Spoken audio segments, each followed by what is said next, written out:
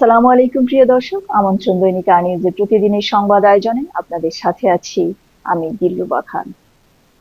সিলেটের শ্রীপুর, রাংপানি, জাফলং সংরক্ষিত বাংকার এলাকা থেকে শুরু করে বিভিন্ন নদ নদী ও পর্যটন কেন্দ্রে চলছে নির্বিচার বালু লুট।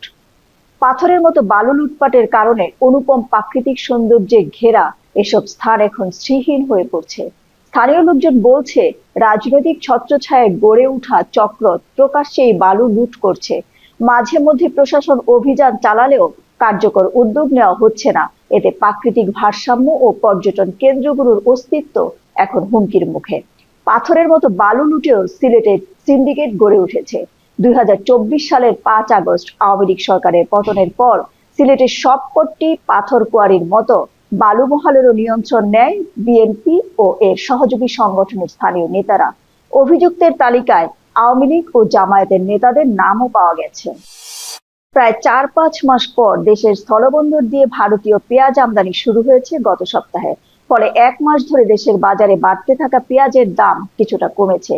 দেশের বৃহৎ পাইকারি আড়ত খাতুনগঞ্জ এর প্রভাব পড়েছে। ব্যবসায়ীরা জানিয়েছেন, ভারতীয় পেঁয়াজ আমদানির খবরে গত শুক্রবার খাতুনগঞ্জে দাম কমতে শুরু করে। গত সপ্তাহে প্রতি কেজির দাম সর্বোচ্চ 80 থেকে 85 টাকায় উঠেছিল। গতকাল মঙ্গলবার সকালে দাম 60 থেকে 65 টাকায় নেমে আসে, যদিও বিকেল হতেই আবার দাম 65 থেকে 70 টাকায় ঠেকে। জুলাই জাতীয় সনদের সমন্বিত খসড়ার কয়েকটি বিষয় নিয়ে আপত্তি তুলেছে বিএনপি। জাতীয় রাজনৈতিক সমঝোতার দলিল সংবিধানের উপরে স্থান পেতে পারে কিনা এমন প্রশ্ন তুলে দলটি বলেছে, জাতীয় সনদকে সংবিধানের উপরে প্রাধান্য দেওয়া হলে খারাপ নজির তৈরি হবে। এ সনদ নিয়ে আদালতে প্রশ্ন তোলা যাবে না। সরাসরি এমন বিধান রাখারও বিপক্ষে বিএনপির স্থায়ী কমিটির সদস্য সালাউদ্দিন আহমেদ গতকাল মঙ্গলবার সাংবাদিকদের কাছে জুলাই সনদের সমন্বিত খসড়া নিয়ে নিজেদের অবস্থান তুলে ধরেন। ফেব্রুয়ারিতে জাতীয় নির্বাচন ঘোষণার পর কোনো রাজনৈতিক নেতার বক্তব্য জনমনে নানা জিজ্ঞাসার জন্ম দিয়েছে বলে মন্তব্য করেন বিএনপির ভারপ্রাপ্ত চেয়ারম্যান তারেক রহমান। বিএনপির এই শীর্ষস্থানীয় নেতা বলেন, অন্তর্বর্তী সরকার আগামী ফেব্রুয়ারি মাসে জাতীয় নির্বাচন অনুষ্ঠানের সম্ভাব্য সময় নির্ধারণ করেছে। এই নির্বাচনের মাধ্যমে দেশের জনগণ দীর্ঘ 1.5 দশকের বেশি সময় পর নির্ভয়ে নিরাপদে নিজেদের ভোট দিয়ে নিজেদের পছন্দের প্রার্থীকে নির্বাচিত করতে পারবে।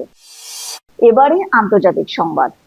নরওয়ের ক্রাউন প্রিন্সেসের বড় ছেলে মারিয়াস বোর খুইবির বিরুদ্ধে 4 নারীকে ধর্ষণ সহ বেশ কিছু অপরাধের অভিযোগ আনা হয়েছে।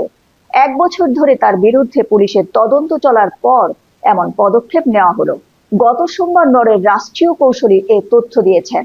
28 বছর বয়সী মারিয়াস বোর খুইবি নরওয়ের ক্রাউন প্রিন্সেস মেটে ম্যারিটের ছেলে এবং সিংহাসনের উত্তরসূরি ক্রাউন প্রিন্স হাকনের সৎ ছেলে। এবারে খেলার সংবাদ।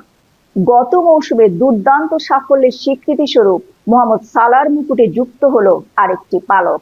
এবার তিনি জিতেছেন ইংল্যান্ডের পেশাদার ফুটবল অ্যাসোসিয়েশনের ছেলেদের বর্ষসেরা খেলোয়াড়ের পুরস্কার। ইতিহাসে প্রথম ফুটবলার হিসেবে তৃতীয়বারের মতো এই পুরস্কার জিতলেন 33 বছর বয়সী সালাহ। এরই সাথে শেষ করছি দৈনিক আর নিউজের এখনকার সংবাদ আয়োজন। সাথে থাকার জন্য ধন্যবাদ।